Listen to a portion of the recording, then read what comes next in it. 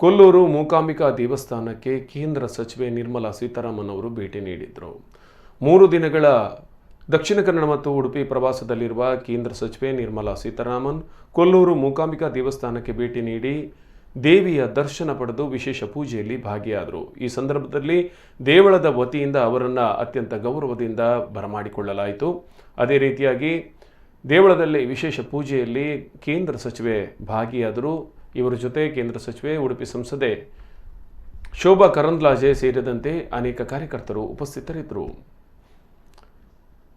ಇದಕ್ಕೂ ಮುನ್ನ ಉಡುಪಿಯ ಕೃಷ್ಣಮಠಕ್ಕೆ ಭಾರತ ಸರ್ಕಾರದ ಹಣಕಾಸು ಮಂತ್ರಿಗಳಾದ ನಿರ್ಮಲಾ ಸೀತಾರಾಮನ್ ಅವರು ಆಗಮಿಸಿ ದೇವರ ದರ್ಶನ ಪಡೆದರು. ಪರ್ಯಾಯ ಕೃಷ್ಣಾಪುರ ಮಠಾಧೀಶರಾದ ವಿದ್ಯಾಸಾಗರ ತೀರ್ಥ ಶ್ರೀಪಾದರಿಂದ ಅನುಗ್ರಹ ಮಂತ್ರಾಕ್ಷತೆ ಪಡೆದರು.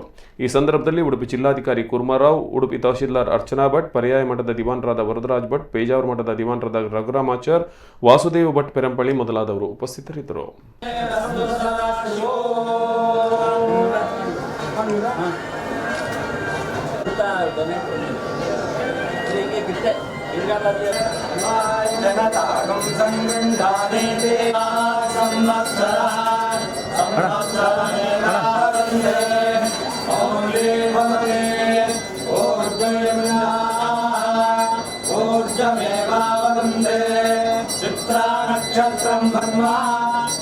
ಕುಶಲಮಸ್ತು ಚಿರಾಯುರಸ್ತು ಗೋವಾಜಸ್ತಿ ಧನಧಾನ್ಯ ಸಮೃದ್ಧಿರಸ್ತು ಆರೋಗ್ಯಮಸ್ತು ರಿಪುಕ್ಷಯೋಸ್ತು ಸೌಭಾಗ್ಯಮಸ್ತು.